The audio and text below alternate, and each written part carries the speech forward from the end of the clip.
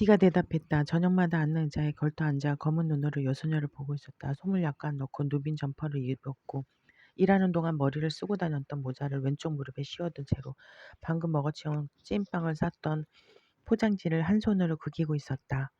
평온하고 피곤해 보이는 얼굴이었다.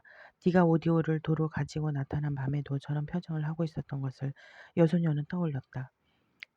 가져간 지 일주일이 되지 않은 기계들을 수리실 입구에 쌓아두고 이것을 여기 두고 들어도 괜찮겠느냐는 디는 물었다. 너무 뜻밖의 질문이라서 여소녀는 내용을 얼른 알아듣지 못했다. 뭘 어쩐다고? 그러니까 적당한 공간을 마련할 때까지 자기 오디오를 수리실에 두고 여기서 음악을 들으면 안 되겠느냐는 부탁이었다. 아니 되나마나 이미 가지고 나타나서는 뭘 묻고 있어 어쩌라고. 그런데 음악을 듣겠다고 여기서 재차 묻자 꼭 지금과 같은 얼굴로 디는 여소녀를 바라보았다. 여소녀는 혀를 찼지만 옆방에 자리를 마련해 주었다. 수리실과는 얇은 문짝으로 나뉜 공간이었는데 여소녀가 문짝을 떼어내고 창고로 사용하는 곳이었다. 택배로 도착하는 앰플을 담은 상자들이 구석에 쌓아 있었다. 디가 직접 그 자리를 치우고 자기 오디오를 놓아주었다. 그 뒤로 밤에 이따금 들러 거기서 음악을 듣고 갔다. 한 곡을 듣고 갈 때도 있었고 아주 늦게까지 그 앞에 앉아 있을 때도 있었다. 여소녀는 수리 중인 앰프를 테스트할 때 무자비할 정도로 소리를 키우는 편이었는데 디는 개의치 않는 것 같았다. 여소녀의 작업대에서 갑작스럽게 큰 소리가 나도 놀라는 기색이 없었다. 그저 자기 음반을 틀어두었고 그것을 들었다. 디의 오디오에서 나오는 소리에도 불구하고 여소녀는 곧 디의 존재를 잊었다. 난해하게 태워먹은 회로판을 향해 구시렁거리다가 필요한 부품을 가져오라고 몸을 돌리다가 창고 구석에 놓인 의자에 앉은 디의 옆모습을 발견하고 흠칫 놀랄 때도 있었다. 디는 자기 오디오를 향해 앉아 있었고 그럴 때는 무엇에도 방해를 받지 않는 것 같았다. 뭘 듣고 있는 것이 아니고 완전한 정막 속에 어딘가 다른 세계에 앉아 있는 것 같기도 했다. 하고 여소녀는 눈을 걸렸다. 그래 그것을 상상해 본 적이 없다고? 없어요. 한 번도 없어요. 그렇군 하고 여소녀는 생각했다. 그것을 상상해 보지 않았다니 그것 참 신기하군. 누구나 한 번쯤 상상해 보지 않나. 그것을 나는 말이지. 거길 미리 다녀왔다고 여겨지는 일을 한 번 겪은 적이 있다고 여소녀는 말했다. 서너 해 전에 내가 아래층 녀석들하고 술을 마신 적이 있었거든. 여기서 족발이랑 막걸리랑 소주랑 누군가가 가져온 절편을 먹었지. 자정을 넘겨 1시쯤 되었을 때 정전이 되었어. 창밖을 보니 멀리 종로 일가 쪽은 불이 들어와 있었는데 말이야. 여기 일대엔 불이 다 나가버렸어. 뭐 별 수 있나. 어두운 채로 이 좁은 데서 술병과 접시를 더듬어가며 먹고 마셨지. 그래도 아주 어둡지는 않았어. 완전히 어둡지는 않아서 맞은편에 앉은 녀석들의 윤곽은 알아볼 수 있을 정도였고 달빛에 얼핏얼핏 그 표정도 보였지. 마시다가 내가 잔을 쥐고 조금 졸았는데 같이 마시던 놈 중에 하나가 나를 깨웠어. 그놈까지 포함해서 5. 이것들이 상글상글 웃으면서 놀재. 뭐 놀아? 여태 놀았고 나는 좀 졸아야겠으니 내버려 두라니까. 아 형님 그러지 말고 놀재. 뭘 하고 노느냐고 물었더니 바깥으로 나가재. 어차피 어두운 건 이렇게 수리실에 있지 말고 바깥에 나가서 술래잡기나 하자는 거야.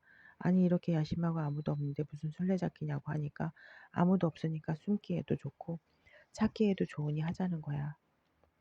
어렸을 때처럼 해보자고 술김에 아 뭐 알았다고. 그래 누가 술래냐고 물었더니 나더러 하래. 형님이 술래. 우리가 먼저 나가서 숨을 테니 찾아보시오 하더니 줄줄이 나가. 내가 나만 술래를 했지. 술래의 말이 좀처럼 기억나지 않아서 애를 먹었지만 말이야. 여우야 여우야 였나? 죽었는지 살았는지 아무튼 꼭꼭 숨어라. 머리카락 보인다고 혼자 나만 중얼거리다가 찾으러 나갔어. 어처구니가 없었지. 내가 이 나이에 나와 마찬가지로 머리 허옇게 생 것들하고 지금 술래잡기를 말이야. 그런데 그것이 재미있더라고. 술김에 배가 뜨뜻해서인가 그냥 조금 있었어. 재미가. 여태 정전이었지. 불빛 한 점 없었으나 천장으로 달빛이 들어 푸르댕댕하니 공간을 넣고 그림자들은 짙고 아 여기가 이렇게 넓었구나. 내가 새삼 그렇게 놀랐던 것 같아. 그 밤에 보니 아주 넓고 아주 깜깜했어. 5놈은 자취가 없었지. 내가 5층을 돌아다니며 찾았는데 없었어. 5놈은 고사하고 아무도 이것들이 아래층에 숨었나 하고 내려갔지. 보통은 방화문이 닫혀 있고 잠겨 있는데 말이야. 갑자기 정전이 되어버려서인지 그날은 열려 있었어. 여기 어디에 숨었구나 싶어 내가 상가를 쭉 걸어 다녔지. 불 꺼진 상가를 다 나 혼자. 그런데 묘하더라고. 걸을수록 말이야. 광진전자, 지구전자, 연음향, 반도전자, 고전사, 이화전자, 늘 보던 가게들 매일 오가는 복도인데 아주 낯설었어. 간판들이며 유리병 너머로 보이는 자개 내보며 어제 보고 그제 보고 오늘 본 것들인데 전혀 다른 장소 같던 거야. 인기척은 조금도 없고 깜깜하니 마른 우물에 돌 떨어지는 듯한 내 발소리만 들리고 말이지 어디 어디 숨었냐고 아무리 돌아다녀도 찾지를 못하는 거지. 아무도 저승이란 이것과 같겠구나. 내가 그런 생각을 했어.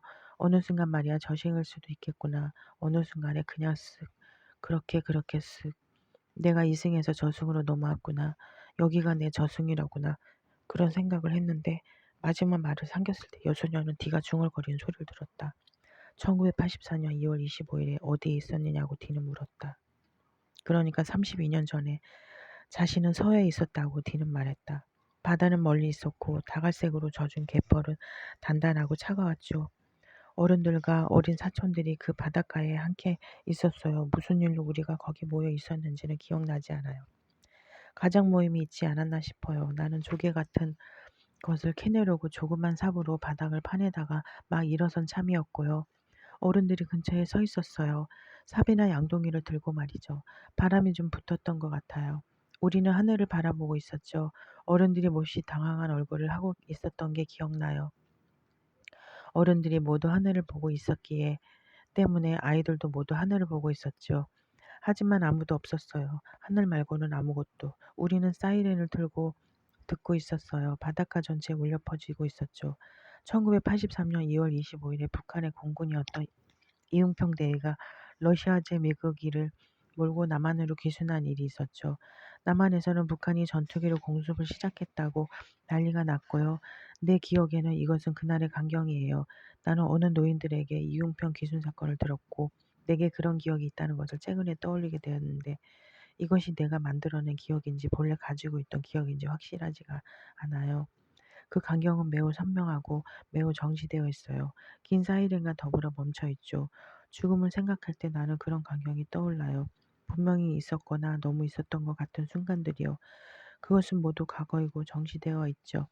지금과는 완전하게 동떨어지고 무관한 채로 영원히 그 뒤가 없는 것처럼 멈춰있고 중단되어 있어요. 실은 지금도 마찬가지입니다. 이렇게 움직이지 않고 앉아있거나 움직일 때 무언가를 생각하거나 생각하지 않을 때 나는 죽음을 느껴요. 매우 정제된 지금을요. 너무 정지되어서 지금 바로 뒤를 나는 상상할 수 없고요. 궁금하지도 않아요. 지금이라는 것은 이미 여기 와 있잖아요. 그냥 쓱 그렇죠.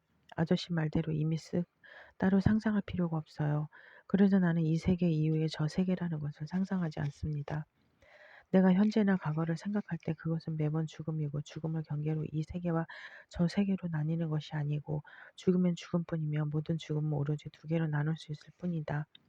나는 그렇게 생각합니다. 목격되거나 목격되지 못하거나 그렇지 않나요? 그런데 그것을 아시나요? 이은평 대위가 전투기를 몰고 남한으로 넘어온 이유가 환멸 때문이었다고 합니다. 북쪽에서 해변을 산책하다가 남쪽에서 생산된 라면 봉지를 주었는데 이런 안내문이 적혀 있었대요. 불량품은 판매처에서 교환이나 환불을 해드립니다. 그것을 읽고 남쪽에 라면을 쌓아놓고 파는 장소가 있다는 것을 알게 되었고 자기가 속한 체제의 깊은 환멸을 느끼게 된 나머지 귀순을 결심했다고 하네요. 그 내용을 알게 되었을 때 나는 그가 부러웠습니다. 두 손으로 조종간을 붙들고 목적지를 향해 전투기를 몰아갔을 그 새끼가 너무 부럽다.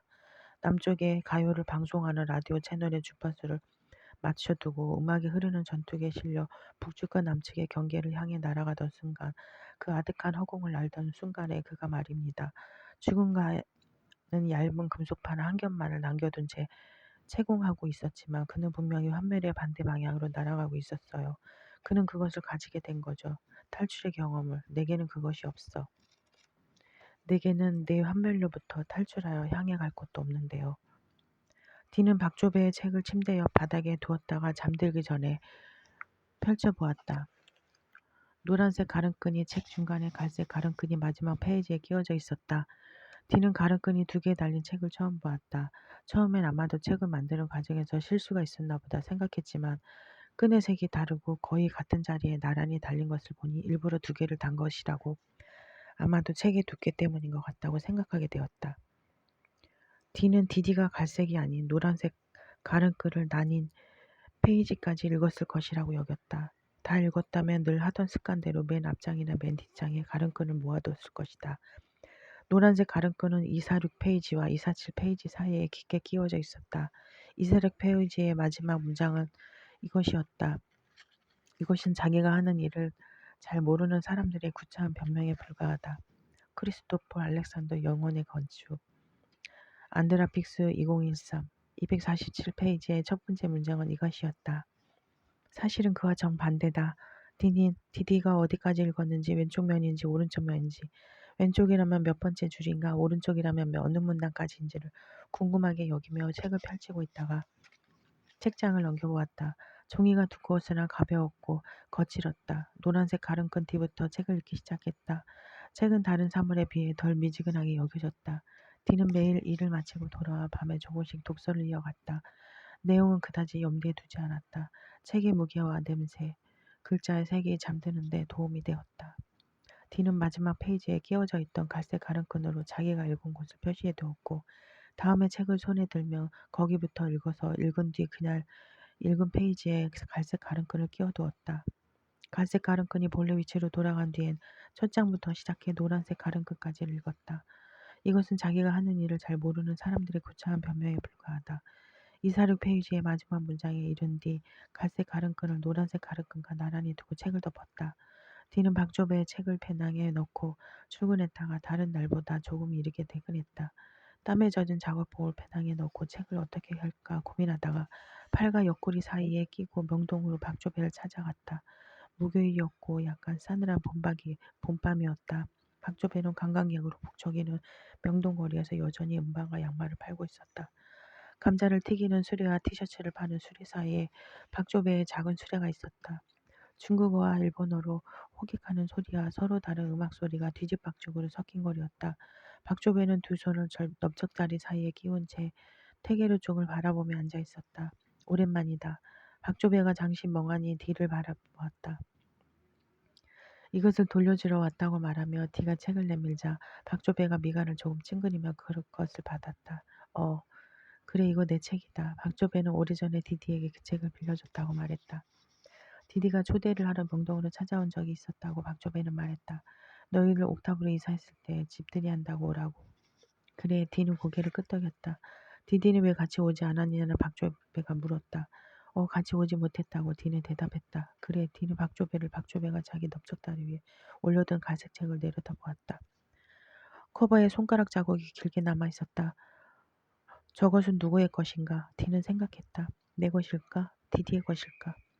박조배의 것일까? 구급차 한 대가 사이렌을 울리며 태계로를 지나갔다.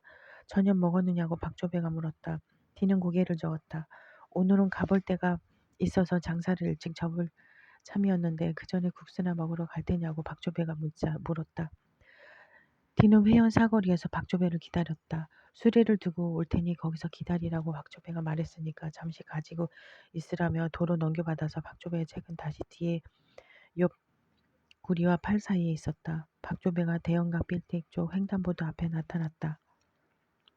신호가 바뀌자 양손을 바지 주머니에 찌른 채 길을 건너왔다.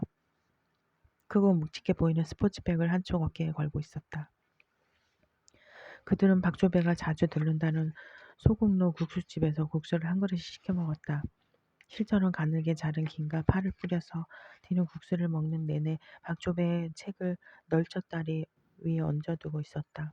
박조배는 공부를 하려고 이탈리아에 머문 적이 있었는데 한국에 있는 뭔가가 그리운 적은 거의 없었지만 김은 몹시 아쉬웠다고 말하며 반쯤 먹은 국수에 다시 김을 듬뿍 뿌렸다. 나 김을 되게 좋아하거든. 어렸을 때 엄마 몰래 마른 김 한 돛을 다 먹어치우고 토한 적이 있었다. 애가 피덩이를 토했다고 그날 얼마나 난리가 났는지. 더럽다 먹는데. 미안하다. 디는 그릇 바닥에 남은 국수를 젓가락으로 긁어 먹으며 이탈리아에서는 어디에 있었느냐고 물었다. 북부에 있었다. 박조배는 말했다. 남부엔 늪이 많아. 그리고 마피아도. 나는 습한 것도 총격전도 질색이라서 남부에 내려가지 않았어. 박조배는 밀라노에서 1년 동안 건축을 공부했는데 성적이 무척 좋지 않았다고 고백했다. 수사들이 관리하는 기숙사에서 묵으며 나는 룸메이트들과 배그버그에 시달렸기 때문이다. 그때 물린 흔적이 등간 넋을다리에 남아있다고 박조배는 말했다. 박조배의 얼굴은 핏기가 없어 보였다. 순마른 곱슬머리가 기름진 채 머리를 덮었고 콧잔등을 중심으로 이마부터 두 뺨까지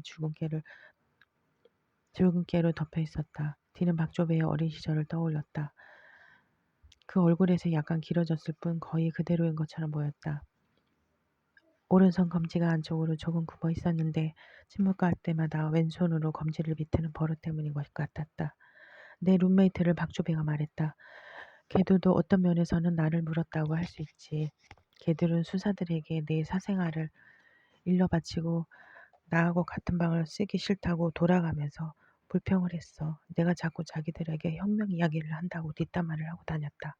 정신 나간 놈마냥 걸핏하면 정치 얘기에 혁명이 일어나야 한다면 자기들을 괴롭힌다고. 혁명에 관심이 있느냐고 디는 물었다. 박조배는 깍두기를 젓가락으로 집어먹으며 혁명가들을 좋아한다고 말했다. 세계를 바꿀 수 있다는 믿음을 가졌던 사람들이고 그 믿음에 따라 바꾸려고 했거나 정말 바꿔버렸던 사람들이었기 때문에 진짜 감탄스럽지. 특히 정강기와 2차 대전 이후에 예술가들에게 관심이 많았어. 더는 근본도 없고 존나 바닥도 없던 시대의 혁명적 예술가들이 그 존나 없으면 어떻게 극복했는지 되게 궁금했거든.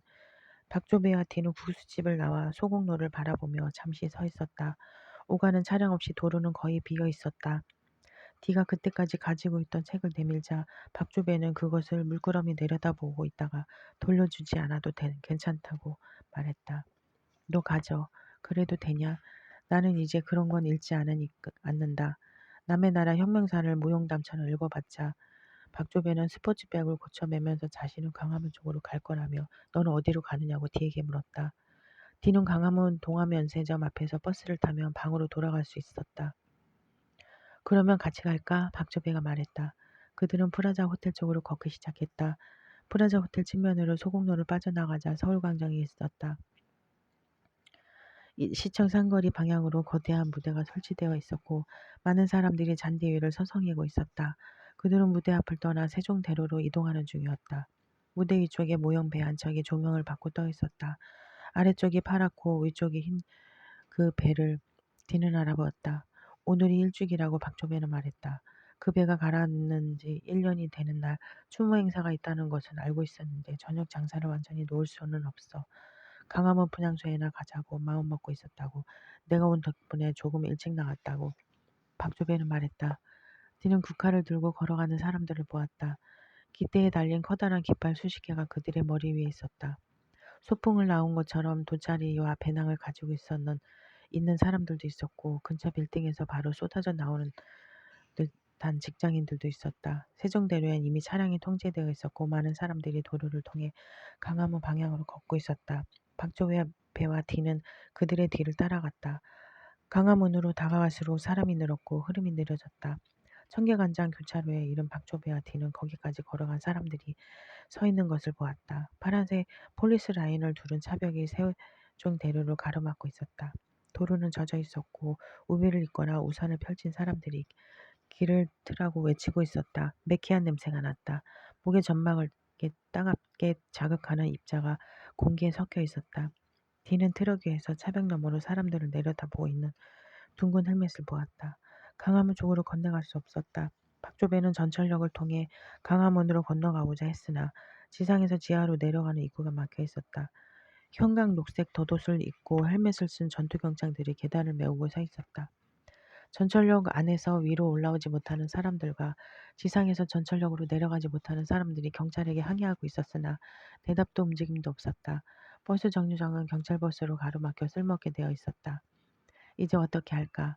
역으로 내려가는 계단 끝에서 회색 배낭을 맨 남자가 아이 씨발 집에는 가야 할 것 아니냐고 항의를 하고 있었다. 박조배와 뒤는 시민들의 통제를 막지 말라고 외치는 사람들 뒤에 서 있었다. 어떡할 테냐고 박조배가 물었다. 뒤는 걸어서 한강을 넘어갈 수도 있다고 대답했다. 그럼 지금 갈 테냐고 박조배가 물었다. 디는 얼른 대답하지 못했다. 파이낸스 센터 앞이 소란스러웠다. 청계천로 방향으로 깃발과 사람들이 이동하고 있었다. 자, 나랑 좀 걷자. 박조배가 말했다. 내가 이탈리아를 떠날 무렵에 그 무렵에 이탈리아는 총선 중이었거든. 선거 내내 내가 이탈리아 친구들에게 말했다. 베를루스코니가 당선되면 끝이다. 수차례 얘기했는데도 제대로 듣는 놈이 없더라. 나는 결과를 보지 못하고 한국으로 돌아왔다. 뭐 왜긴 왜냐, 돈이 없어서. 2008년 이탈리아 총선에서 이탈리아의 거구이자 포르자 이탈리아당의 창당 멤버인 실비오 베를루스코니가 승리해 네 번째로 총리직에 올랐을 때, 그때 내가 이탈리아의 친구들에게, 예전 룸메이트들에게 일일이 전화를 걸었다. 내가 뭐라고 했느냐면, 너희는 이제 끝장났다. 이제 두고 보라고. 진짜 두고 보라고. 베를루스코니는 대강 말하자면 이명박 같은 놈이었다. 여기는 이명박이었고 거기는 이제 베를루스코니였지. 너네랑 우리는 똑같다고 내가 말했다. 이제 뭐라고, 똑같은 골로 망할 거라고. 내가 이렇게 경고를 했는데 그 씹새끼들은 제발 그게 다였지. 나를 내버려둬 병신아. 그게 다였어. 그래서 어떻게 됐는지를 봐라. 걔들은 망했지. 우리는 나는 그때가 최악일 거라고 생각했어. 박조배는 청계천로를 통해 종로를 우회할 작정이었고 종로를 통해 강화문으로 갈 생각이라고 말했으나 청계천로를 따라 이미 경찰버스들이 늘어서 있었다. 모든 버스들이 시동을 건 채 대기하고 있었고 그 배기가스로 청계천 인근의 공기가 몹시 탁했다. 박조배와 디는 모종교 부근에서 조금 넓게 벌어진 틈을 발견했으나 틈 사이로 헬멧을 쓴 경찰들이 빽빽하게 대기하고 있는 것을 보고 조금 더 걷기로 했다. 뒤에서 밀려오는 사람들을 헤치고 되돌아갈 수도 없었으므로 경찰 버스들로 이루어진 흰 벽을 왼편에 두고 좁은 보도를 따라 걸어갈 수밖에 없었다. 평화행진을 보장하라는 구호가 반복되었다. 청계천을 건넌 쪽에서도 많은 사람들이, 깃발들이 이동하고 있었다. 박조배는 예전엔 음반을 팔았지만 최근에 양말 위주로 장사를 하고 있다고 말했다. 너도 알다시피 요즘 사람들은 CD로 음악을 듣지는 않잖아.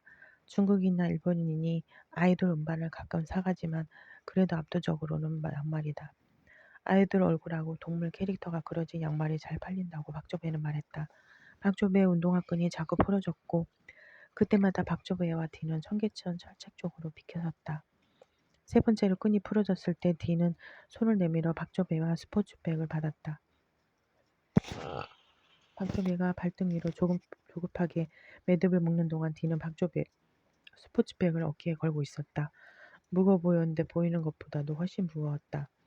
박조배가 숨을 들이마시며 등을 펴고 일어났다. 스포츠백을 도로 내주며 디는 가방이 왜 이렇게 무겁냐고 물었다.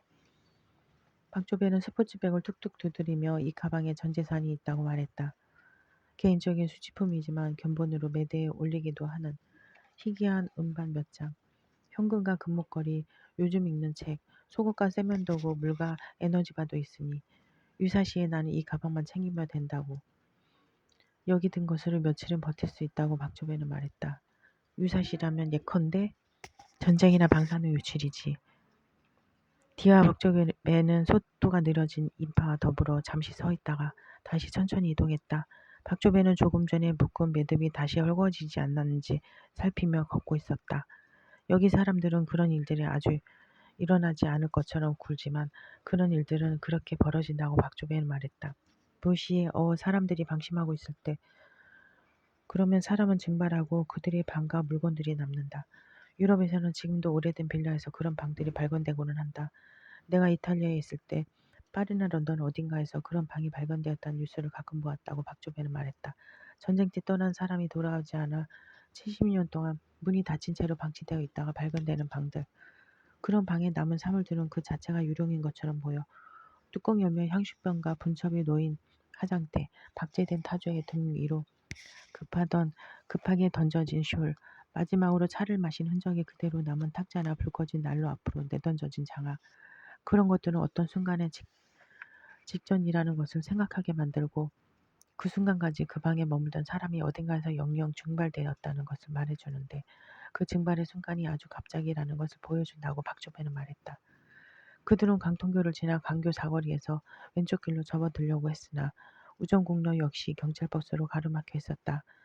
헬멧을 쓰고 방패를 든 경찰들이 버스 앞에 서 있었고 정장 입은 사람들이 버스 너머를 가리켜 보이며 우리 목적지가 바로 저 앞에 펍인데 여기를 이렇게 왜 막고 있느냐고 따지고 있었다. 박조배와 디는 잠시 그 광경을 지켜보다가 조금 더 걸어갔다. 보신각 방향으로 이어진 종로 팔길이 막혀 있었고 종로 씩길도 헬멧을 쓴 경찰들로 꽉 막혀 있었다. 어디까지 막힌 거냐? 우리가 아무래도 이 길에 갇힌 것 같다고 박조배가 말했다. 정견버스들이 뿜어내는 매연 때문에 박조배는 계속 기침을 했다. 종로 12길까지 막힌 것을 보고 박조배와 디는 청계천으로 내려갔다. 매연을 피해 내려간 것인데 매연은 벌써 청계천 바닥으로 내려가 고여 있었다. 조 또 괜히 내려왔다고 불평하면서도 박조배는 어딘지 신이 나 있었다. 바닥에 거품이 섞인 침을 뱉고 스포츠백을 등 뒤로 넘기고 두 손을 바지 주머니에 넣은 채 성금성금 걸었다. 달도 별도 없었으나 환한 밤이었다. 전기천은 검게 반짝거리며 동대문 방향으로 흘렀고 이제 막 잎을 낸 버드나무와 꽃을 피운 벚나무가 조명을 받고 아름답게 그늘져 있었다. 청계천 건너편에서 깃발과 함께 이동하는 사람들이 구호를 외쳤다. 시행령을 폐기하라. 시행령을 폐기하라. 박근혜는 물러나라. 세월호를 인양하라. 이제 막 당도한 경찰들이 장통교를 꾸역꾸역 채우기 시작했다. 종로 방향으로 가려던 사람들과 경찰들이 장통교 위에서 만났다.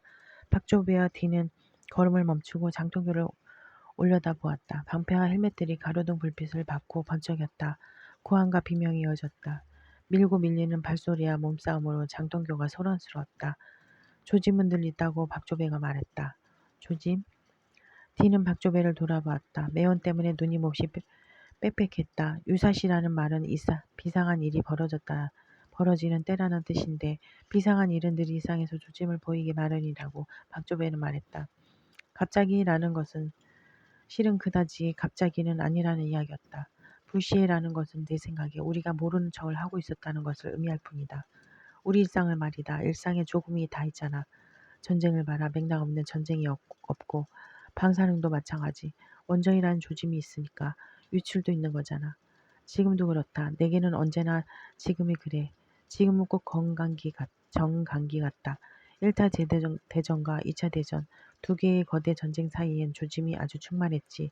그런 조짐을 느껴 세계가 곧 한 번 더 망할 것이라는 예감이 있는데 그게 굉장히 확실하다. 또 망할 것 같고 이번엔 되게 결정적일 것 같다는 그런 예감이 있어. 너 정강기 예술가들의 작업을 봐라. 특히 음악하는 사람들. 클래식 재즈 할 것 없이 종말을 앞둔 사람들처럼 노래하고 연주를 해. 그들은 확실히 뭔가를 느낀 거라고 나는 생각한다. 말하자면 내가 지금 느끼는 것, 대기 속에서 다가오는 재앙을 나는 지금이 그때와 비슷하다고 생각해. 한마디로 직전이고 그래서 이런 광경이 차라리 낫다고 생각한다며 박조배는 장통교에서 벌어지는 광경을 턱으로 가리켜 보였다. 이상을 봐라. 얼마나 투명하고 얼마나 족같냐. 그리고 그 족같음이 눈에 보이잖아. 그냥 조용히 아닌 척하고 망해가는 것보다는 낫다고 나는 생각한다. 수표교에서 박조배와 디는 도로로 올라가려고 했으나 청계천에서 도로로 올라가는 좁은 계단이 경찰들로 막혀 있었다. 박조배와 디처럼 청계천으로 내려왔던 사람들이 철제 난간이 달린 계단에서 경찰들에게 화를 내고 있었지만 경찰들은 대답을 하지 않았고 길을 터줄 조짐도 보이지 않았다. 계단 위쪽의 상황을 지켜보는 여성이 마지막 단에 털썩 앉아 구두를 벗은 뒤 스타킹을 신은 종아리를 주물렀다.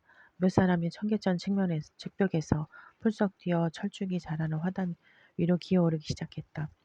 박조배와 디도 나뭇가지를 쥐고 화단에 오른 뒤 철책을 넘었다. 그들은 수표교 근처에서 막히지 않은 새길을 발견하고 그 길을 통해 종로로 나갔다. 종로 3가역이었다. 디는 퇴근한 지 2시간 만에 세운상가 근처로 돌아왔다는 것을 알았다. 종로 2가 사거리에서 그들은 보신각 방향으로 길을 건넜다. 종로 2가는 다른 날과 다름없이 평온하고 변화했다. 금강제와 유니클로, 지오다노, 귀금속, 도매상가 모두 환하게 조명을 밝혀두고 영업을 하고 있었다. 조금 전에 술자리를 마쳤거나 2차를 가려는 사람들이 시큼한 냄새를 풍기며 거리를 걷고 있었다.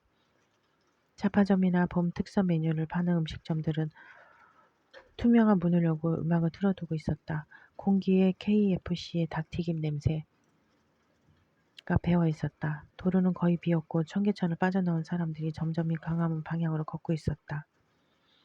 경찰이 호각을 불며 도로에 남은 차들을 동대문 쪽으로 돌려보내고 있었다.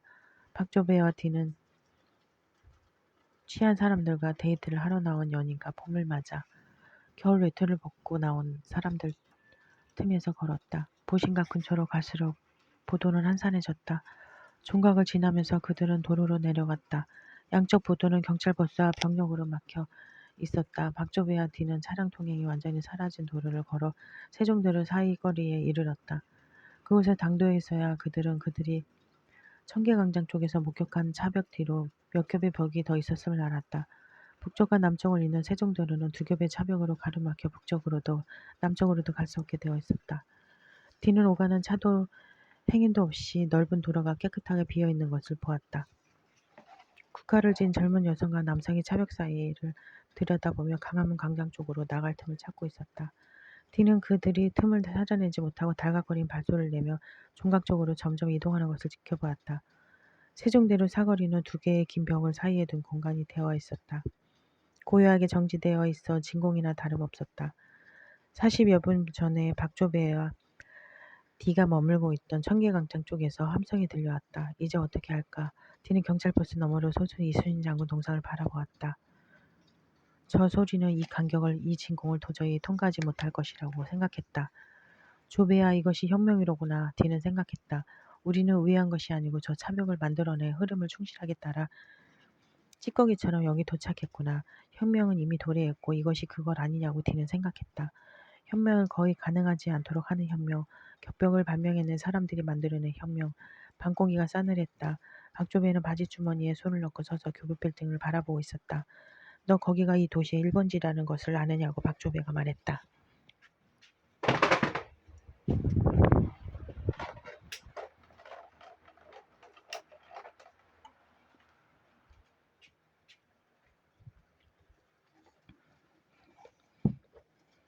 비상한 일이 벌어지는 때 디는 그 말을 생각할 때마다 작은 유백색 단지를 생각했다.